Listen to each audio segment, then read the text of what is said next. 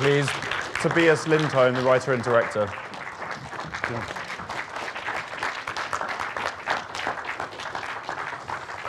Thank you. My name's Tim Roby. I'm one of the film critics for The Telegraph. Thanks for staying and thanks for coming out this evening. We have about half an hour of time to ask Tobias anything you feel like asking once I've got the ball rolling a little bit. Hopefully these mics are working. Let's check it, yes. Yeah, sound okay? Good. Tobias, now, 2002 and 2003, when the Danish troops invaded Afghanistan, I gather that's the first time in your lifetime that essentially Denmark went to war. Yeah. So I was wondering if you could tell us about what that felt like as a Danish person when that was announced, and what the kind of public reaction was to the war as it began and then as it evolved, and what kind of change there was in the public consciousness. Well, Iraq and then Afghanistan was the first war Denmark was involved in since Second World War, and Second World War for 5 hours. And that war was a logical war, you could say, because we were protecting our own border.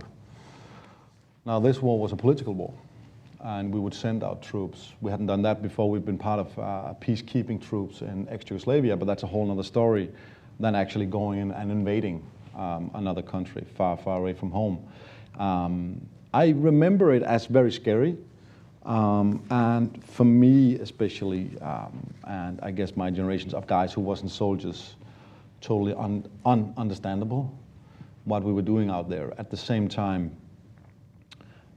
the whole world was affected by 9/11. So we knew that something had to be done.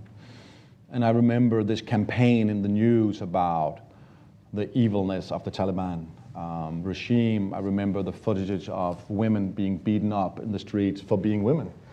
I remember the destruction of old art treasures. I remember all of that became kind of the argument for this invasion as well. And it was very political. And I do believe that at that point was some kind of, at least, loyalty to the troops. And we didn't know as a country what we were getting ourselves into, so nobody really knew what was going on, other than the feeling of being part of the world, and us trying to be behind the troops in some way. And there was presumably, rather like in the UK, a bit of a sea change in terms of the attitude as the war proceeded and became more and more fraught with these kind of problems and with these kind of errors.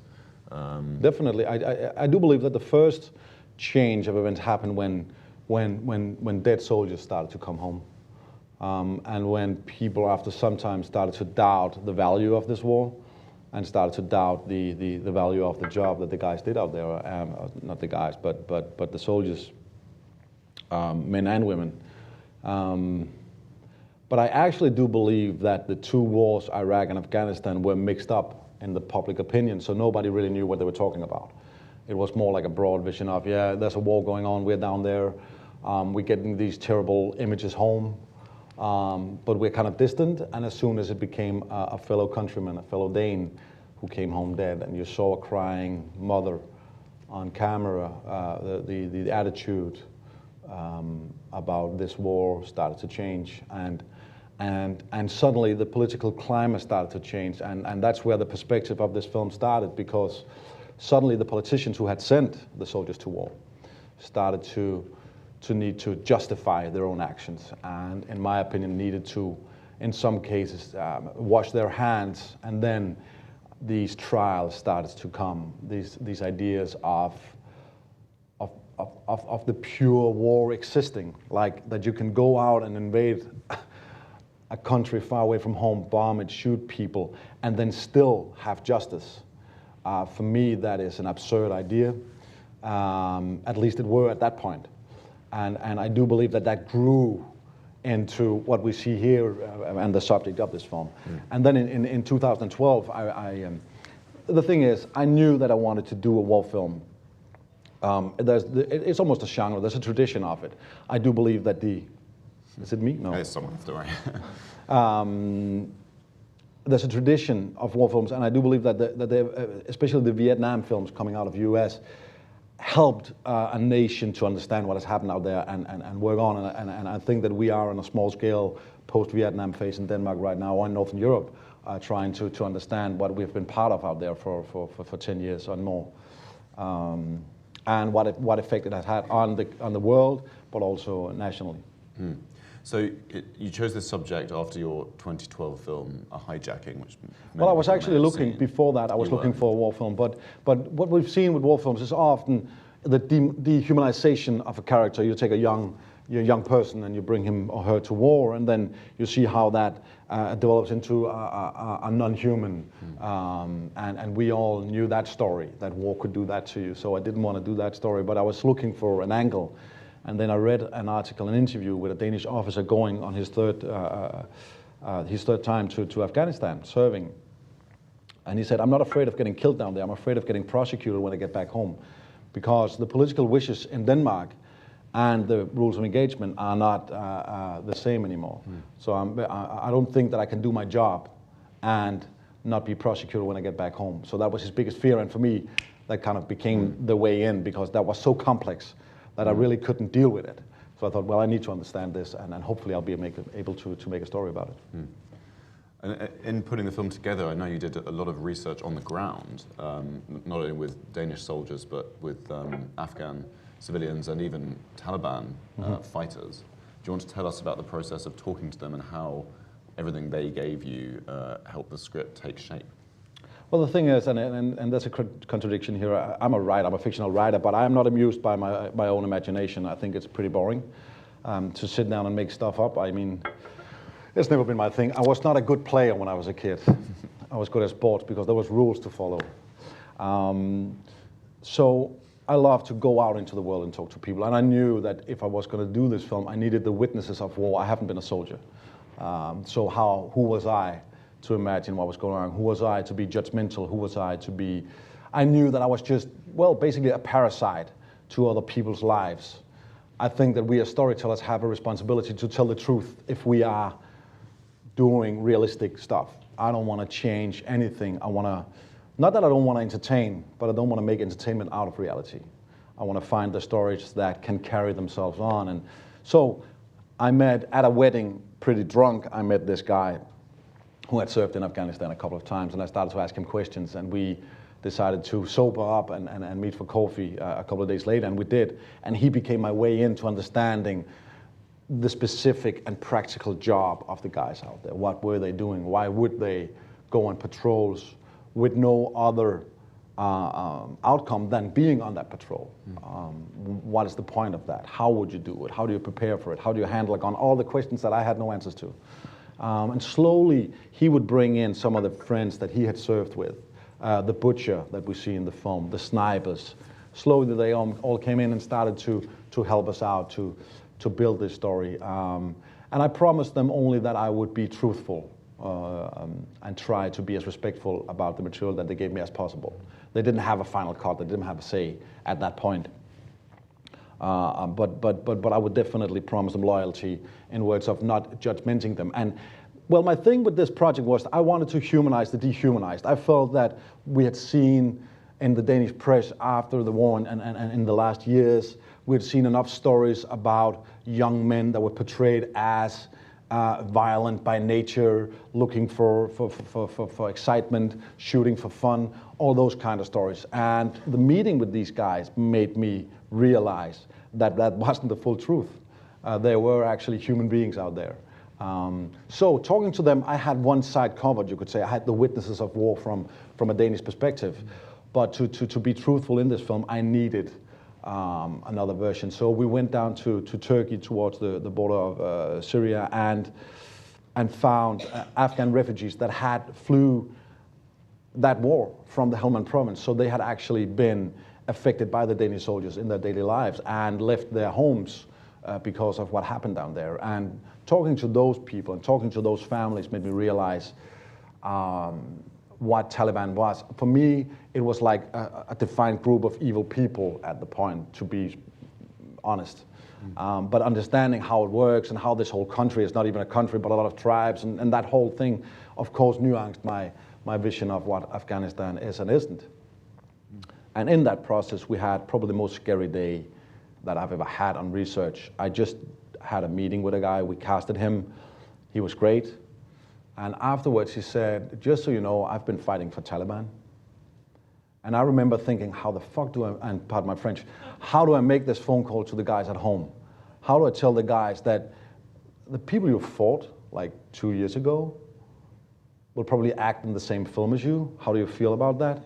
I didn't really know how to do it. So I decided to do what I promised them, just to be honest. So I phoned Martin, who was the first guy I met at the wedding, and I said, listen, I met this guy, and he knows some pretty good stuff, but he's been fighting for Taliban. And he said, well, just tell the guys and let's meet him. So we all went down, had tea at his humble house, and what happened pretty slowly was I was the outsider, I was the amateur. These guys had stories that they could share because, you know, the Danish soldiers knew stuff that this guy wanted to know, and he knew stuff that they wanted to know. So quite fast it became a conversation between warriors that had been fighting in the same conflict on each side, but they respected each other in that way. And one of the Danish soldiers turned to me and said, listen, don't be nervous. I understand this guy better than I understand you. You stayed at home and drank rosé with your wife. I mean, we went out there and fought this war. So we decided to team up, and he helped us build the Afghan village and you know, organize everything. And for me, be the witness to every event from his point of view, so that I wouldn't be telling stuff that wasn't true. Fantastic. I do have some further questions about your cast and other things, but I don't want to use up everyone else's time. So can I have a show of hands for any questions so far we might have? I think we've got a roving mic, so there's someone on the aisle here first. Thanks. Yes, my name is Helen. Is that working? It is working, okay. My name's Helen. I really enjoyed it, but I wondered if there was an episode of Borgen that was also set in Afghanistan, and it was quite central to the whole part of that series, I think, wasn't it? All the political ramifications and the compromises and things that were going on. Did you get any inspiration from that? I'm not sure if you directed that one or not. I wrote that episode. Oh, you wrote it? Okay. Yeah. And, well, the thing is, I was developing this story while writing that episode, so what affected what, I'm not sure, to be honest. But I do remember a meeting with a female,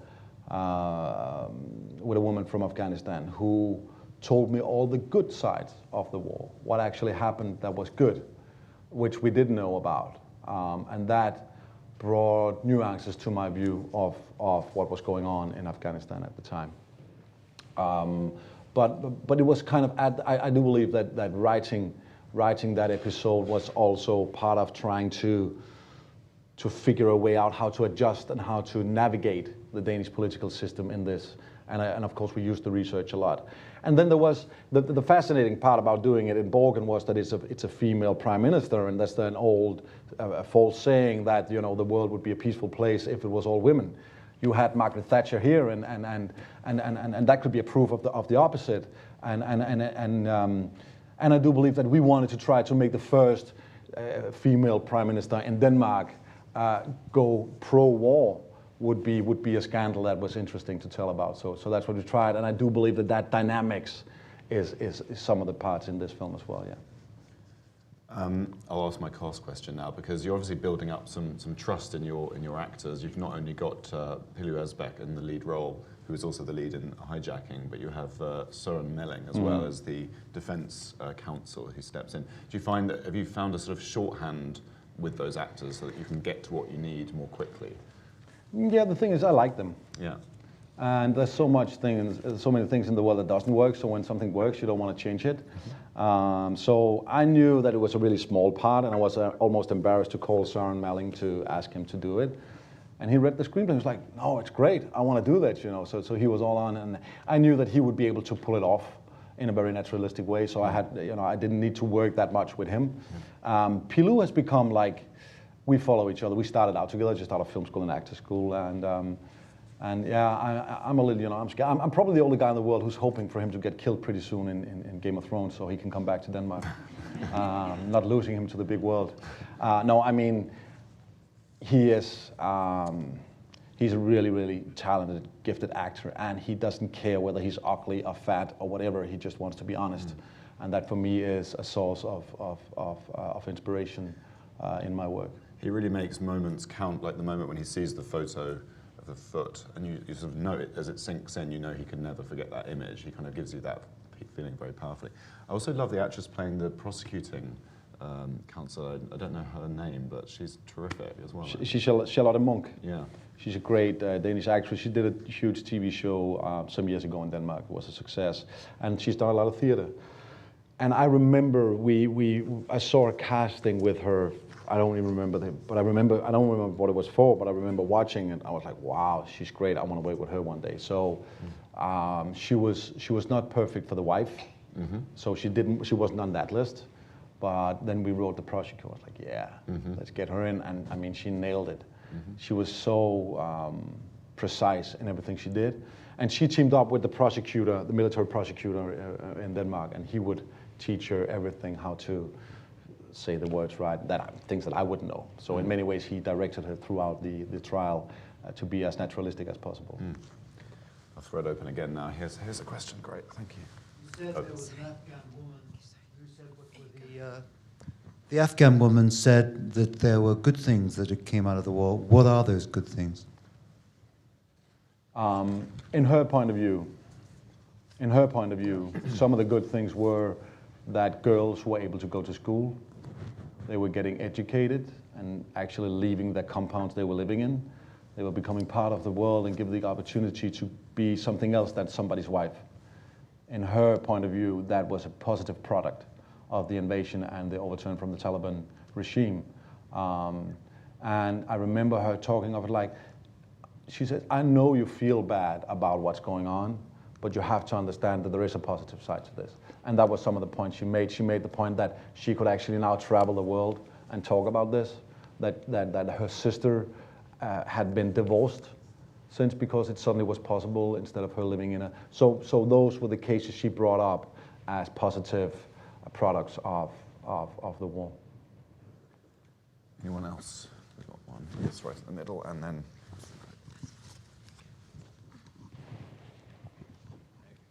Huge congratulations on your film. I was very impressed. Thank you. So 3 questions. Did something very close to that actually happen?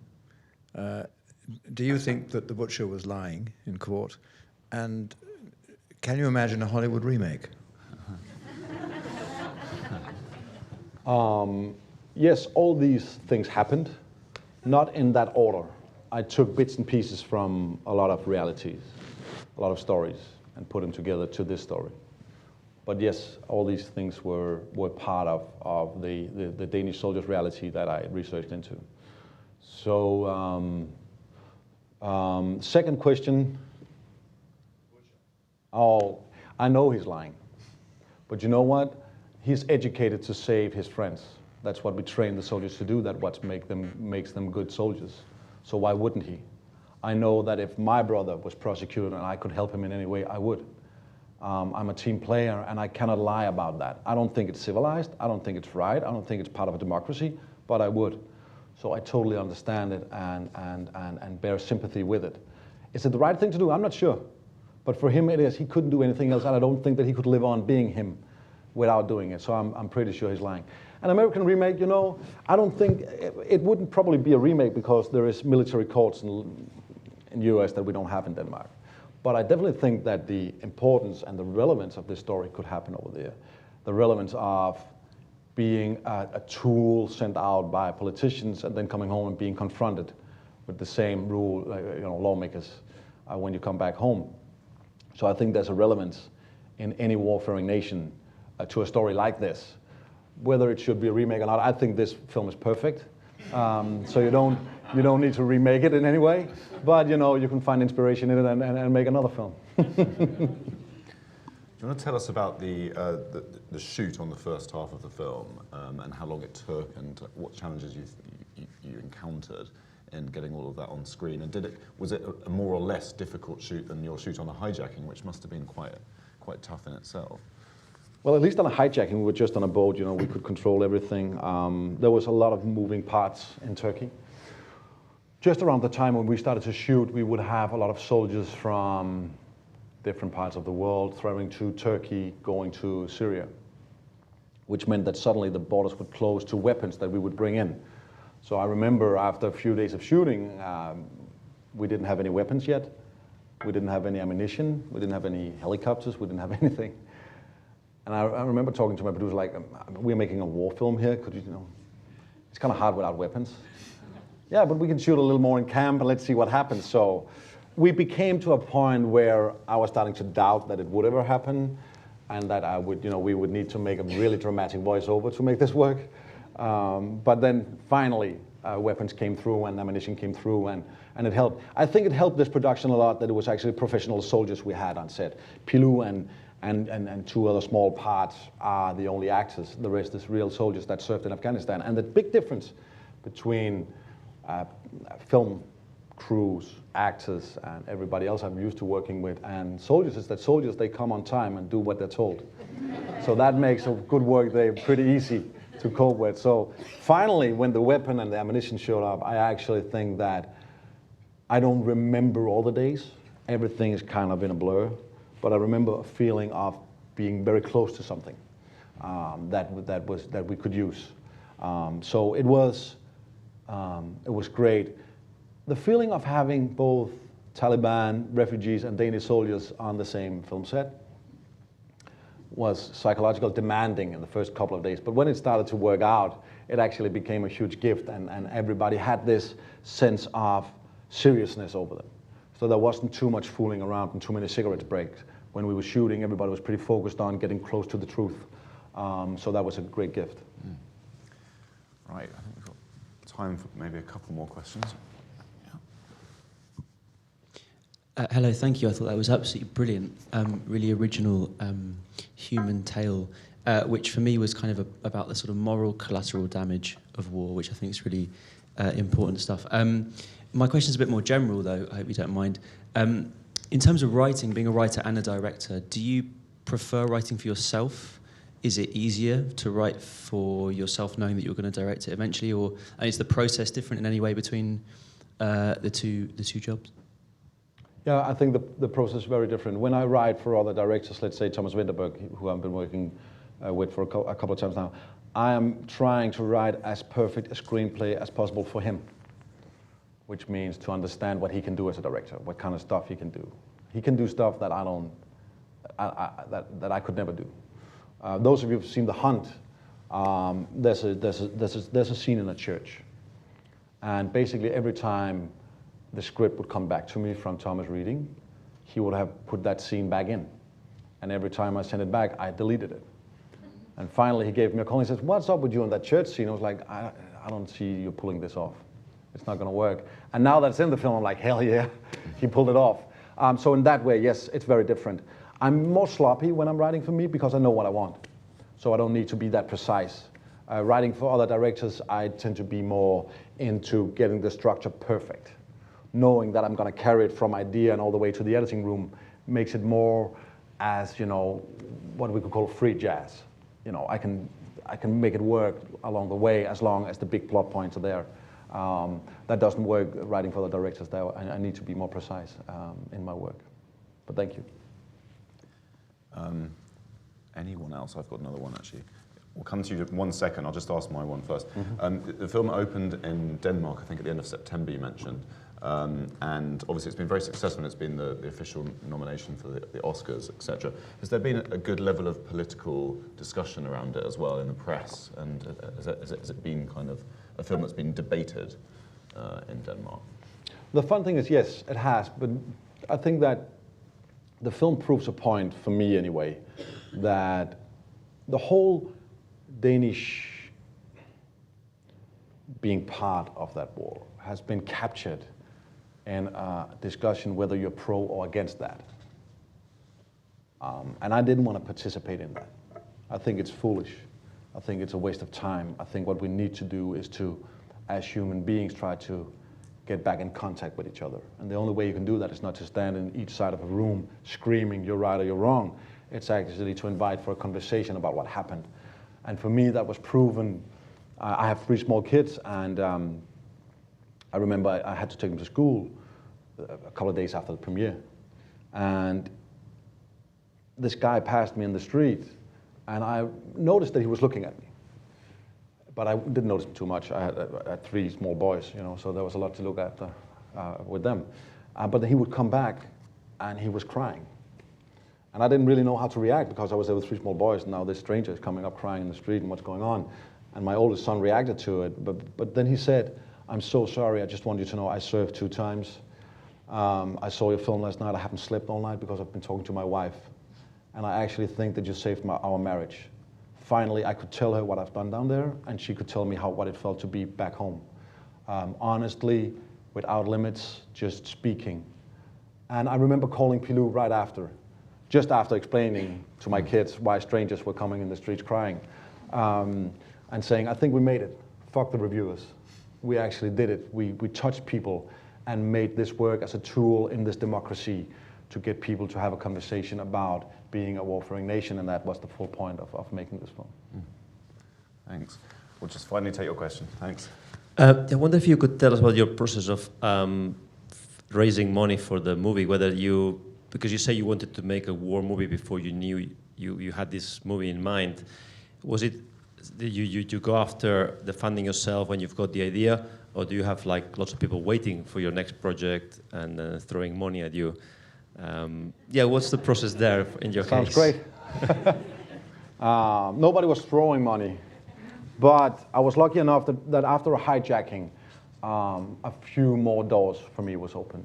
So I knew at least who to contact with this idea. I have the same producers that I've been working with on the 3 features I've done. So we knew in development I could just start to write the thing. That's not the most expensive part.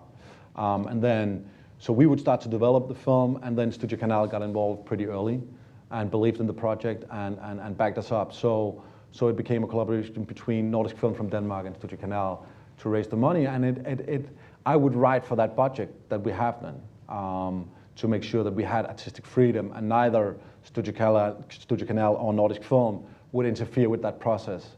So in many ways, it was a very, very privileged position to be in. Then I had twins just after I did a hijacking, and that's a challenge.